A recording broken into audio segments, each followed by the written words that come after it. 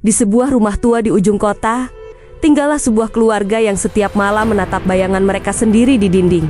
Sebuah keluarga yang unik, karena di rumah itu tidak ada yang benar-benar hidup, tapi tak ada pula yang benar-benar mati. Mereka hidup dalam dunia mereka sendiri, di mana batas antara kenyataan dan ilusi menjadi begitu tipis, nyaris tak terlihat. Mereka berbincang dengan boneka, menyanyikan lagu-lagu sendu tentang cinta dan kebohongan. Dan setiap malam, di antara keheningan yang mencekam, seseorang di antara mereka akan bertanya dengan suara pelan, "Siapa yang gila di keluarga ini?" Pertanyaan itu menggantung di udara, tanpa pernah menemukan jawaban.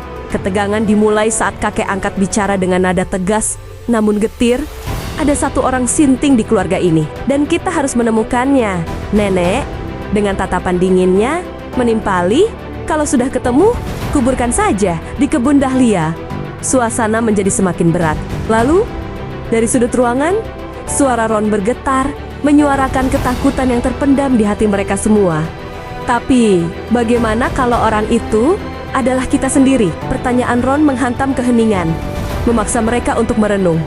Meski hanya sesaat, keheningan pecah saat masing-masing dari mereka kembali tenggelam dalam dunianya. Takashi asyik berbicara tentang kupu-kupu yang dikurungnya dalam toples kaca, seolah kebebasan adalah sesuatu yang harus dikekang. Mayu, adiknya, menari dengan anggun di bawah cahaya bulan kertas yang dibuatnya sendiri, menciptakan panggung imajiner di kamarnya.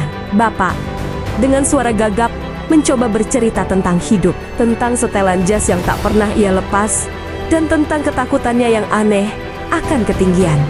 Dan Ron hanya duduk diam, menatap mereka semua satu persatu. Matanya bergerak dari kakek ke nenek, lalu ke Takashi, Mayu, dan bapak. Dalam tatapannya, ada kilatan pemahaman, seolah ia mulai menyadari sesuatu yang mengerikan tentang keluarga mereka. Hari demi hari, rumah itu dipenuhi oleh tuduhan. Mereka saling menyalahkan dalam upaya putus asa untuk menemukan orang gila itu. Nenek menyalahkan Mayu karena tariannya yang aneh. Mayu menuduh kakek karena obsesinya yang tak masuk akal. Kakek menunjuk Takashi dan koleksi kupu-kupunya. Sementara bapak, dalam kepasrahannya, hanya bisa menyalahkan dirinya sendiri atas semua kekacauan ini. Dan Ron tetap diam, menjadi saksi bisu dari drama absurd yang dimainkan oleh keluarganya sendiri. Hingga pada suatu malam, permainan saling tuduh itu berhenti. Satu persatu, mereka berhenti menatap satu sama lain. Tatapan mereka kini tertuju pada satu titik yang sama. Mereka menatap lurus ke depan, menembus dinding keempat, seolah menatap kita, para penonton. Keheningan yang mencekam itu akhirnya dipecahkan oleh suara Mayu yang pelan, namun menusuk. "Bukankah kita semua boneka?" Ia melanjutkan. "Boneka yang hidup dari naskah yang sudah ditulis."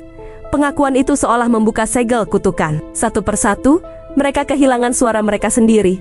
Wajah mereka menjadi kosong, seolah jiwa mereka telah direnggut. Mereka kembali menjadi boneka-boneka tak bernyawa.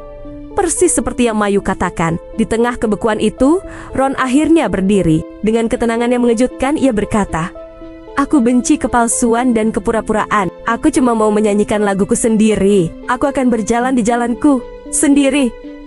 Setelah mengucapkan kalimat itu, Ron melangkah pergi, meninggalkan keluarganya yang telah menjadi patung-patung bisu. Dan mungkin di titik itulah kita menyadari, Ron bukanlah yang gila. Mungkin di antara semua kegilaan itu, dialah satu-satunya yang akhirnya menemukan kewarasannya. Cerita ini adalah sebuah cerminan tentang bagaimana kita seringkali terperangkap dalam peran yang diberikan oleh orang lain, hingga kita lupa siapa diri kita sebenarnya. Terkadang, menjadi berbeda adalah satu-satunya cara untuk tetap waras. Terima kasih sudah menyimak hingga akhir. Jika kamu suka dengan konten seperti ini, jangan lupa untuk like, komen, dan subscribe ya. Sampai jumpa di video selanjutnya.